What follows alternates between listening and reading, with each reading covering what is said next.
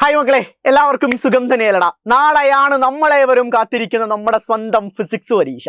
So പല കുട്ടികളും എന്നോട് പേഴ്സണലി പറയുന്ന കാര്യമാണ്, സാറേ ഡെറിവേഷൻസ് ഒക്കെ എത്ര പഠിച്ചിട്ടും കാര്യമില്ല, സ്റ്റെപ്പുകളൊക്കെ പലപ്പോഴായിട്ടും മറന്നു പോകുന്നു, ഞങ്ങൾക്കൊരു കോൺഫിഡൻസ് വരുന്നില്ല. കാരണം അത്രയും എണ്ണം ഡെറിവേഷൻസ് ആണ് നമുക്ക് ഈ പറയുന്ന 4 ചാപ്റ്റേഴ്സിൽ നിന്ന് തന്നെ പഠിക്കാനുള്ളത്. സോ അതിൽ ഏതിനാണ് ഏറ്റവും പ്രയോറിറ്റി കൊടുക്കേണ്ടത്? വേറെ ഏത് പഠിച്ചില്ലെങ്കിലും ഈ ഡെറിവേഷൻസ് ഉറപ്പായും പഠിച്ചിട്ട് പോകണം. അങ്ങനെ ഒരു 10 ഡെറിവേഷൻസിന്റെ പേര് പറയാമോ സാറേ? കാരണം മുഴുവനും ഈ ലാസ്റ്റ് മൊമെന്റിൽ പഠിക്കാൻ എന്നെ കൊണ്ട് സാധിക്കണമെന്നില്ല. സോ ഏറ്റവും പ്രധാനപ്പെട്ട ഒരു 10 ഡെറിവേഷൻസ് ഒന്ന് പറഞ്ഞു തരാമോ? അത് ഞങ്ങൾ ഇന്നത്തെ സൂപ്പർ 60 കണ്ട് പഠിച്ചെടുക്കും. പക്ഷെ അത് ഏതൊക്കെയാണെന്ന് ജസ്റ്റ് ഞങ്ങൾക്കൊന്ന് പറഞ്ഞു തന്നാൽ മതി എന്നാണ് പലരും എന്നോട് പറഞ്ഞിരിക്കുന്നത്. സോ അതിന്റെ സൊല്യൂഷനുമായിട്ടാണ് അണ്ണൻ ഇപ്പോൾ വന്നിരിക്കുന്നത്. സോ ഏറ്റവും പ്രധാനപ്പെട്ട, വേറെ ഏതു പഠിച്ചില്ലെങ്കിലും ഈ 10 എണ്ണം പഠിച്ചിട്ട് ബാക്കിയുള്ളത് പഠിച്ചാൽ മതി എന്ന് പറയാൻ സാധിക്കുന്ന ഏറ്റവും പ്രധാനപ്പെട്ട 10 ഡെറിവേഷൻസ് ആണ് ഈ വീഡിയോയ്ക്ക് നമ്മൾ ഡീൽ ചെയ്യാൻ പോകുന്നത്. എല്ലാവരും ലൈക്ക് ചെയ്ത് തന്നെ വീഡിയോ കാണാൻ തുടങ്ങുക. സോ ഫസ്റ്റ് ഡെറിവേഷൻ എന്ന് പറഞ്ഞാൽ ഒരു 3 മാർക്കിന് നമ്മുടെ ചോദ്യ പേപ്പറിൽ കാണാൻ പോസിബിലിറ്റി ഉള്ളതാണ് ആക്സിയലിന്റെ ഡെറിവേഷൻ.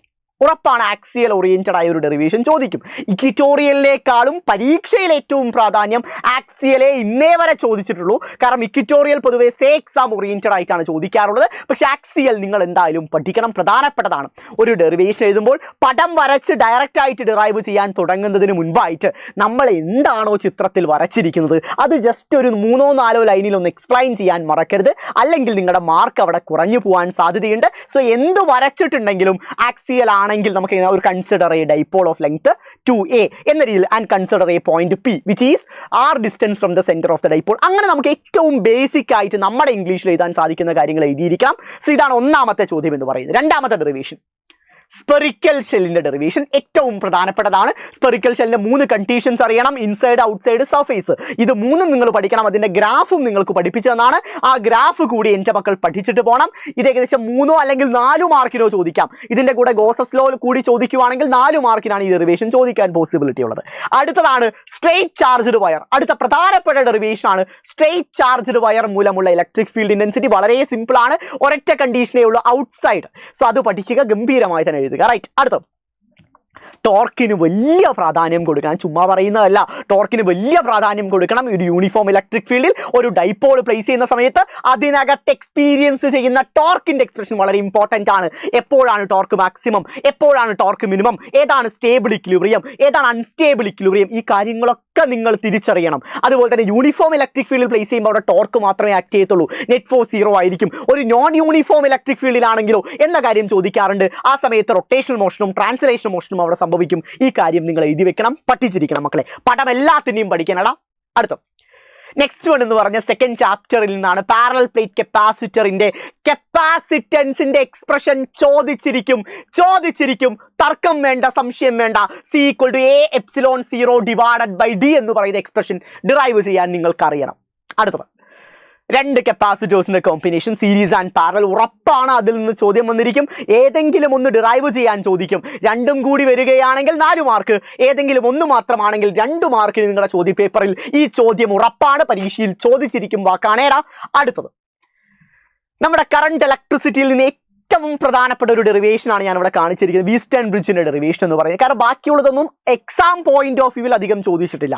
അതിൻ്റെയൊക്കെ ഫൈനൽ ആൻസേഴ്സും മാത്രമേ ചോദിക്കാറുള്ളൂ. ഇപ്പോൾ ഓംസ് ലോന്റെ വെക്ടർ ഫോം ആണെങ്കിലും, കറണ്ടും ഡ്രിഫ്റ്റ് വെലോസിറ്റിയും തമ്മിലുള്ള റിലേഷൻ ആണെങ്കിലും, റിലാക്സേഷൻ ടൈമും ഡ്രിഫ്റ്റ് വെലോസിറ്റിയും തമ്മിലുള്ള റിലേഷൻ ആണെങ്കിലും ഒക്കെ അതിന്റെ ഫൈനൽ ആൻസേഴ്സ് മാത്രമേ വലിയ പ്രാധാന്യമുള്ളൂ.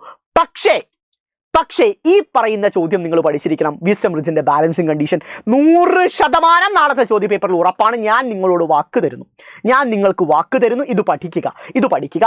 ഇതിന്റെ കൂടെ വേണമെങ്കിൽ ഇൻ അഡീഷൻ ടു ദാറ്റ് നിങ്ങൾ പഠിച്ചിരിക്കേണ്ട ഒരു കാര്യം ജസ്റ്റ് ഞാൻ പറഞ്ഞുതരാം. ആ കാര്യം എന്ന് പറഞ്ഞു വെച്ചാൽ ρ = m/n(e²) ടോ എന്ന് പറയുന്ന റിലേഷൻ ഉണ്ട്. റെസിസ്റ്റിവിറ്റിയും റിലാക്സേഷൻ ടൈമും തമ്മിലുള്ള റിലേഷൻ, അതുകൂടി ജസ്റ്റ് ഒന്ന് പഠിക്കാൻ സാധിക്കുമെങ്കിൽ പഠിക്കുക. ഇതൊക്കെ സൂപ്പർ 60ൽ ഇന്ന് കൃത്യമായി തന്നെ പറഞ്ഞുതരും, പേടിക്കേണ്ട ആവശ്യമില്ല. അടുത്ത ബയോട്ട്-സാവേർട്ട്സ് ലോ. നമുക്ക് എല്ലാവർക്കും അറിയാം, 4ാമത്തെ ചാപ്റ്ററിൽ ഇതില്ലാത്ത ചോദ്യ പേപ്പർ ഇല്ല എന്ന് തന്നെ പറയാൻ സാധിക്കും. സോ ബയോട്ട്-സാവേർട്ട്സ് ലോന്റെ ഏറ്റവും പ്രധാനപ്പെട്ട application that is circular current carrying loop മൂലമുള്ള മാഗ്നറ്റിക് ഫീൽഡ് ഇന്റൻസിറ്റി. പരീക്ഷയിൽ പലപ്പോഴും ചോദിച്ചതാണ്, ഇനിയും ചോദിക്കും, പഠിക്കണം.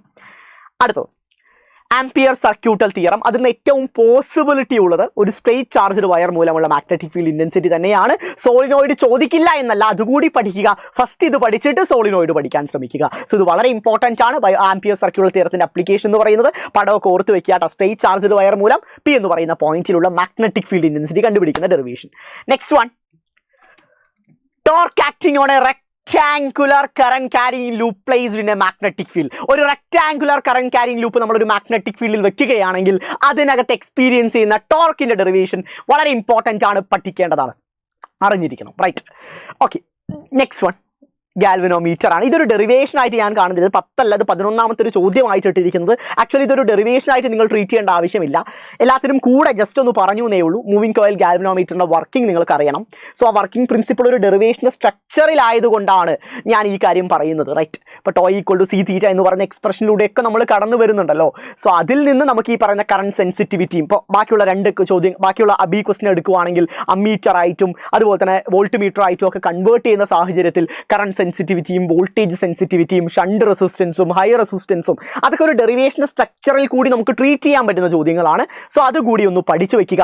എങ്ങനെ ഒരു ഗാൽവനോമീറ്ററിനെ വോൾട്ട് മീറ്റർ ആക്കാം, എങ്ങനെ ഒരു ഗാൽവനോമീറ്ററിനെ അമ്മീറ്റർ ആക്കാം എന്ന കാര്യം നിങ്ങൾ എല്ലാവരും പഠിക്കേണ്ടതാണ് മക്കളെ. സോ ഈ പറയുന്ന 10 ചോദ്യങ്ങൾ ആദ്യം പഠിക്കുക. ഇത് മാത്രം പഠിച്ച് പരീക്ഷയ്ക്ക് പോകാനല്ല, ഇത് പഠിച്ചതിന് ശേഷം മാത്രം ബാക്കിയുള്ള ചോദ്യങ്ങൾ എൻ്റെ മക്കൾ പഠിക്കുക. ഇന്നത്തെ സൂപ്പർ 60 മറക്കരുത്. 7 മണിക്കാണ് എണ്ണം പറഞ്ഞ 60 ചോദ്യങ്ങളുമായിട്ടാണ് ഞാനും ജസീൽ സാറും വരാൻ പോകുന്നത്. സോ നിങ്ങൾ ഉണ്ടാവണം, നിങ്ങൾ മാത്രം പോരാ, എല്ലാ കൂട്ടുകാരെയും ലൈവിൽ കൊണ്ടുവരിക. ലൈവിൻ്റെ ലിങ്ക് താഴെയുണ്ട്, എല്ലാവരും കയറി ലൈക്ക് ചെയ്ത് നോട്ടിഫൈ ചെയ്ത് വെക്കുക. ഗംഭീരമായിട്ട് പഠിക്കാം. അപ്പോൾ ലൈവിൽ കാണാം.